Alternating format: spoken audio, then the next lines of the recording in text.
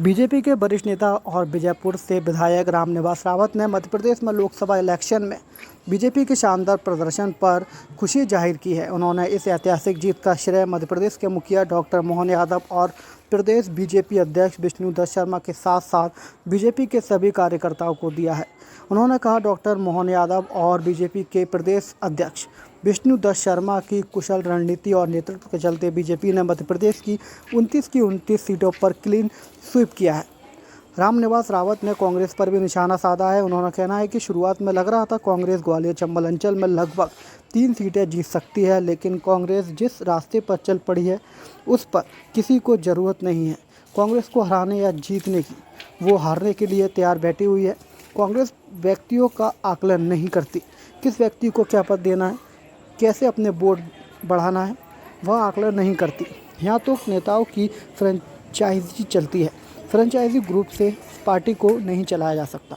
रामनिवास रावत ने राहुल गांधी की तरफ तारीफ की और कहा कि वह अच्छे व्यक्ति हैं, लेकिन उन पर पहुंच पाना मेरे जैसे कार्यकर्ता के लिए संभव नहीं था। उन तक अपनी बात पहुंचाना भी असंभव है। रामनिवास रावत ने कहा कि नैतिकता के आधार पर जीतू पटवारी और उमंग सिंघार को अपना इस्तीफा दे देना चाहिए। उन्होंने यह भी कहा कि मैं चाहूँगा, मेरी सद्भावना है कि वह लोग मध्य प्रदेश में कांग्रेस के संगठन में बने रहें, इससे कि भाजपा इसी तरह क्लीन स्वीप करती रहे। रामनिवास रावत ने कांग्रेस के वरिष्ठ नेता दिग्विजय सिंह पर भी चुटकी ली। उन्होंने कहा, दिग्विजय सिंह बड़े नेता हैं, उनके नेतृत्व में इस तरह धीरे धीरे सब निपट लेंगे, कोई बचेगा नहीं।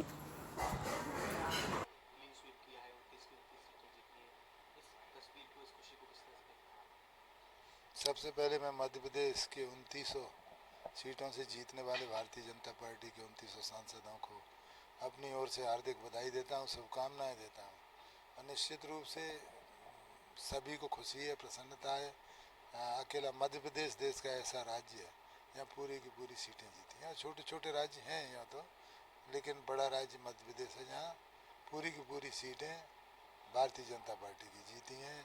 इस जीत का श्रेय मुख्यमंत्री का नेतृत्व मोहन यादव और भारतीय जनता पार्टी के अध्यक्ष विष्णुदत्त शर्मा की नेतृत्व में बनाई गई रणनीति और कार्यकर्ताओं द्वारा की गई मेहनत का परिणाम है।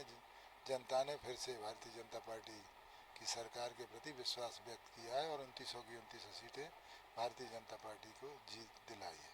लेकिन इसके साथ ही कांग्रेस ने बड़े-बड़े दिग्गजों को भी हार का सामना जो है उनको करना पड़ा। देखिए, जनता सबसे बड़ी दिग्गज होती है, प्रजातंत्र।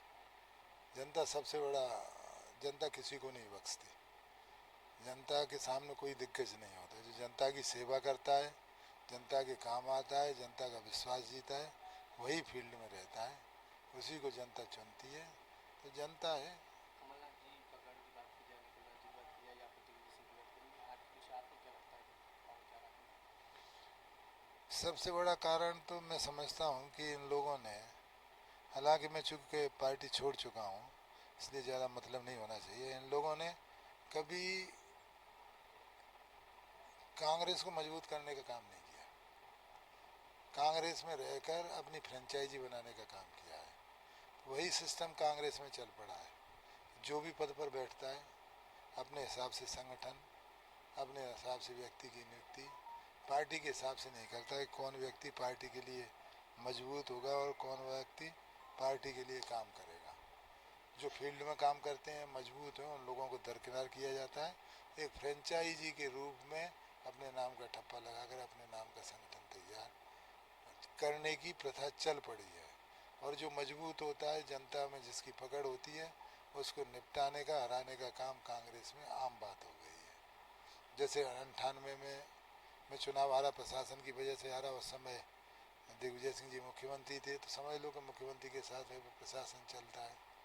इसी तरह से 18 में मेरा टिकट चेंज नहीं होने दिया। टिकट चेंज हो जाता तो मैं चुनाव भी जीतता और शायद सरकार भी नहीं गिरती और सिंधिया जी भी नहीं जा पाते। लेकिन इन लोगों को कांग्रेस की चिंता कम, अपनी चिंता ज़्यादा है और इसी के परिणाम ये देखने को मिल रहा है। इन्होंने कभी ये नहीं देखा कि कौन व्यक्ति है जिससे कांग्रेस को लाभ हो सकता है।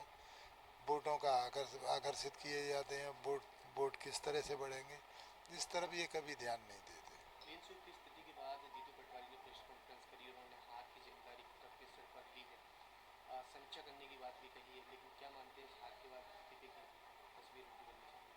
ठीक है, मैं चूँकि पार्टी छोड़ चुका हूँ इसलिए मैं इस संबंध में कुछ नहीं कहना चाहूँगा। अब उन्होंने, आप कह रहे हो कि नैतिक जिम्मेवारी ली है, तो नैतिक जिम्मेवारी लेते हुए बताना चाहिए। लेकिन मेरी तो शुभकामनाएं, दोनों जिस तरह से पद पे बने हुए हैं, नए लड़के हैं, नई जोड़ी है, इसी तरह से बने रहें और इसी तरह की सफलता हासिल करते रहें, जिससे मध्य प्रदेश में बीजेपी का परचम हमेशा बना रहे। राहुल गांधी जी की यात्रा मध्य प्रदेश यहाँ से गुजरी और फिर देखने में आया कि वहाँ रिकॉर्ड वोटों से जो है बीजेपी। दोनों विषय अलग अलग है। राहुल जी ने जागृति करने का काम किया, इनका नेतृत्व, इनका सिस्टम, इन्होंने अपनी, मैंने जैसे कहा, फ्रेंचाइजी से पार्टी नहीं चला सकते, फ्रेंचाइजी से होटल चला सकते हो, फ्रेंचाइजी से एनजीओ चला सकते हो, लेकिन पार्टी को नहीं चलाया जा सकता। पार्टी में चलाना है तो कार्यकर्ताओं को महत्व देना पड़ेगा। इन लोगों ने यही चिंतन नहीं किया अभी तक कि लोग पार्टी छोड़ क्यों रहे, बल्कि ये कहते हैं कि जितने छोड़ें उतना अच्छा है और छोड़ने से कुछ फर्क नहीं पड़ता। ऐसी स्थिति है, तो मैं अब इस संबंध में ज़्यादा नहीं कहूँगा।